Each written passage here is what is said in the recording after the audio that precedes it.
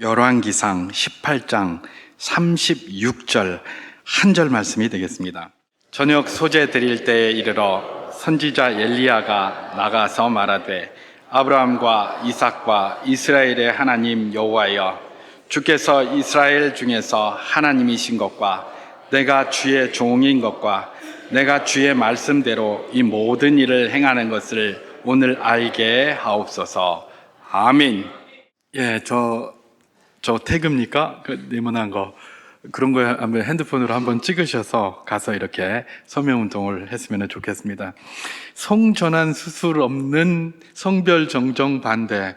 이제 성전환 수술 하지도 않고도 이제 말만 해도 그렇게 하겠다는 그런 것 아니겠습니까? 저런 것들이 지금 뭐 버젓이 이제 진행이 되고 있는 그런 상황 속에서 우리가 이런 말씀을 가지고 도전도 받고, 사실은 이 영상을 보셔서 이렇게 알겠습니다만은 우리나라가 아직은 굉장히 희망이 있는 나라입니다. 아까 그 본대학 덕센 교수님 말씀하시는 것 들으셨죠? 독일에는 이 교회가 텅텅 비어 있다고 그래요. 텅텅 비어 있으니까 뭘 액션을 취하려도 할 수가 없어요. 사람이 있어야 뭘 하지. 그러니까 아무것도 못 하는 겁니다. 자, 그런 차원에서 그래도 우리나라 교회는 연약해진다고 하나 아직도 700만 이상의 성도들이 계시고, 또 전 세계에 유일하게 우리나라만 저거 다 맡고 있다 그러지 않습니까? 사실 제가 언제입니까? 지금 20몇 년 전에 남아공에 있을 때 깜짝 놀랐습니다. 왜냐하면 주일날 TV를 틀면 말입니다, TV에서 한쪽에서는 설교 방송이 나오고요, 한쪽에서는 포르노가 나옵니다. 그게 남아공이었어요. 20몇 년 전에 그랬어요. 제가 깜짝 놀라면서 야, 이게 문화 충격이 상당하다라는 것을 제가 이 경험을 했었는데요. 저분이 말하는 게 딱 그 말입니다.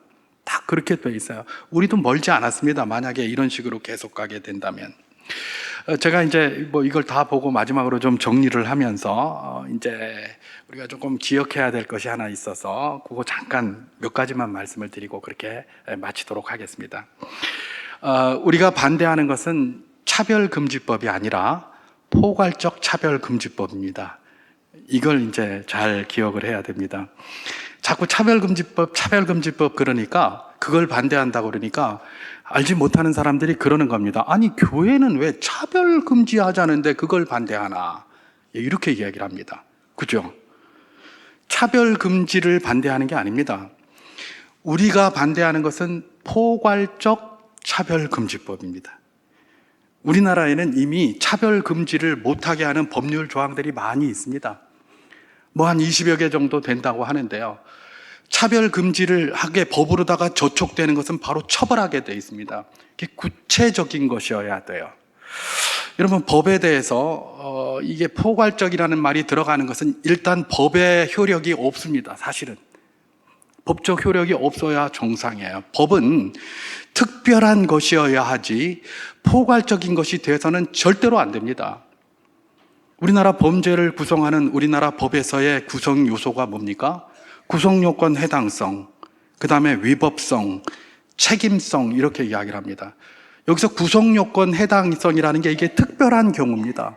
포괄적인 게 아닙니다. 그런데 그런 구성요건에 해당된다고 할지라도 이것이 위법하지 않은 것이면 그게 처벌이 되지 않는 겁니다. 그리고 그것이 위법하다고 할지라도 책임을 질 만한 연령이 안 되고 그런 능력이 안 되면 그게 무죄해요. 범죄가 되지를 않아요. 근데 포괄적이라고 만들어 놨습니다. 법은 구체적이어야 합니다. 그래서 법이 없는 것에는 범죄함이 없다고 성경에서도 이야기하고 있고요. 법이 있어야 그걸로 처벌할 수 있을 것 아닙니까? 근데 여기다가 포괄적이라는 이름을 떡 붙여놨습니다. 그러니 이게 뭐가 되겠습니까? 제가 오늘 유튜브를 한번 참고해 봤는데 어떤 분이 이 포괄적 차별금지법에서의 그 독소 조항, 이걸 아주 잘 요약을 해놨더라고요.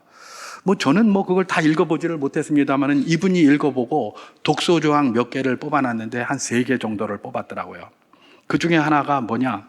바로 성적 지향에 관한 것이었습니다. 성적 지향에 관한 것. 여기서 무슨 아까 우리 보니까는 성전환 수술 없는 성별 정정 반대 이렇게 돼 있잖아요.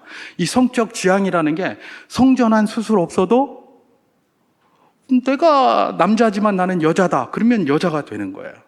그게 웃기잖아요. 그죠? 그러니까 지금까지 이렇게 해놓고 내가 오늘 저녁부터 남자인데 나는 여자다. 그러면서 여자 화장실에를 들어가고 여자 목욕탕에 들어갔습니다. 그런데 거기에서 여자들이 있다가 여자 목욕탕에 왜 남자가 들어오냐 이러면 처벌받는 거예요. 그게 바로 뭐예요? 차별했다. 이런 이야기라는 겁니다. 이전에는 그래도 성전환 수술조차도 우리는 굉장히 반대를 많이 하지 않습니까? 근데 지금은 성전환 수술 정도를 하고 남자가 여자가 되든 여자가 남자가 되든 그렇게 해서 구체적인 그런 걸 밝히고 그 정도 하는 건 그래도 어떻게 참아주겠다 그런 얘기입니다. 근데 이제 그것도 안 하고 성적 지향으로 내가 말을 한다는 겁니다. 이러니까 이게 되면 되겠습니까? 그죠? 이게 말이 안 되잖아요. 제가 오늘 메시지의 제목을 아까 박한수 목사님이 주여 응답하소서 이렇게 했지만은 저는 그걸 좀 바꿨습니다. 자녀의 미래를 위하여 이렇게 바꿔놨어요. 이게 우리 자녀들이 살아갈 세상이 이런 세상이 되면 되겠느냐 이런 이야기죠. 그죠? 그리고 또 보니까 그분이 성적 취향에 관한 거, 그 다음에 사상에 관한 것도 있다고 그러더라고요. 사상에 관한 게 뭐냐? 우리나라는 공산당, 공산주의 이런 거 너 공산주의자지, 너 주사파지 이런 이야기 지금은 막 해도 괜찮아요. 그죠? 그렇게 얘기를 하잖아요. 이제 앞으로는 그런 얘기하면 안 된다는 겁니다. 주사파를 주사파라고 부르지 못하고 공산주의를 공산주의라고 부르지를 못해요. 사상에 관한 거예요. 사상에. 그러니까 이게 웃긴 것이 왜 그런 소수의 사람들만 사상을 생각하고 다수의 사상은 생각하지 않습니까? 우리에게는 그동안 자유가 있었어요. 내가 남을 욕하거나 비난할 필요는 없지만 내가 그 사람들에 대한 것들을 평가할 수 있었고요. 사회의 공서 양속에 따라서 내 평가를 이야기할 수 있는 자유가 있었어요. 그게 자유로운 세상이에요. 근데 그걸 말 못하게 돼요.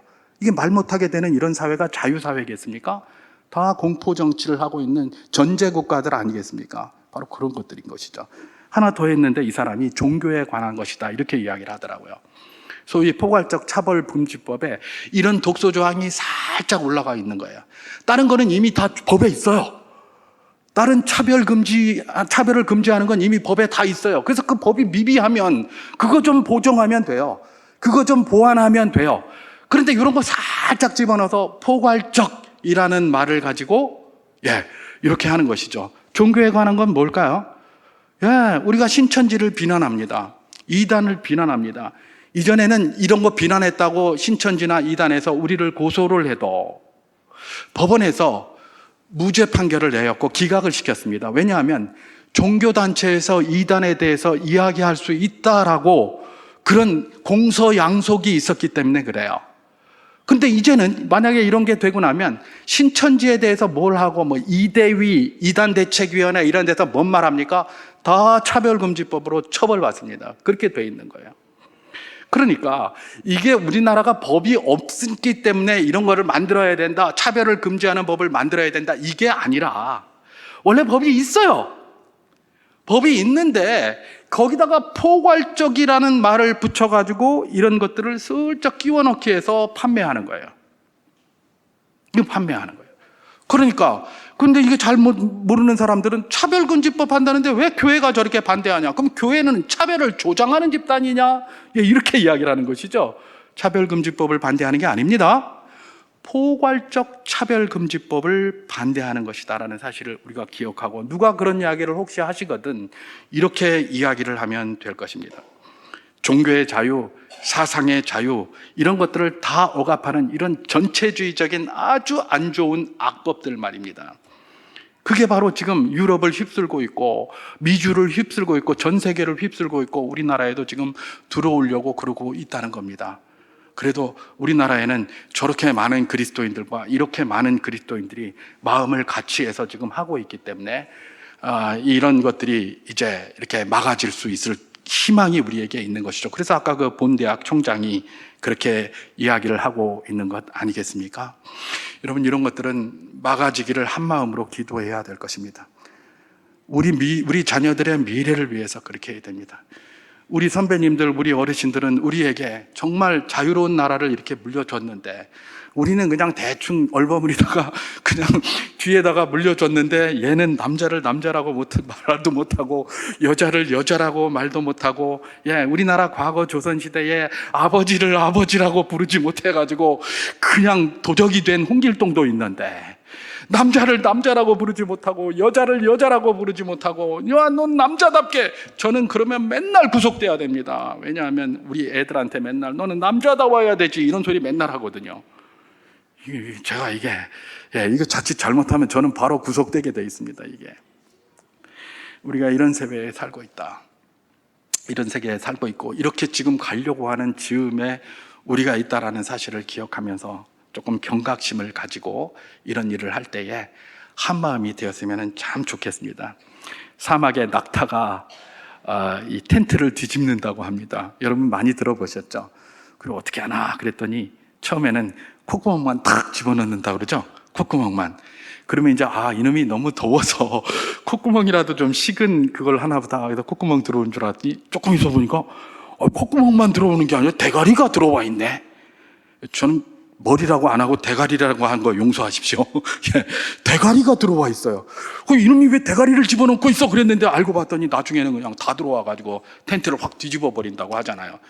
그러니까 콧구멍만 딱 집어넣었을 때 바로 그냥 한 대 때려야 정신 차리고 나간다는 겁니다. 요즘 우리가 그런 것들이 우리에게 지혜로 다가온 때가 이미 되었습니다. 그렇기 때문에 지혜롭게 이런 것에는 한 마음으로, 같은 마음으로 함께 기도하며 함께 나아가는 것, 우리 하나님이 원하시는 것일 것입니다.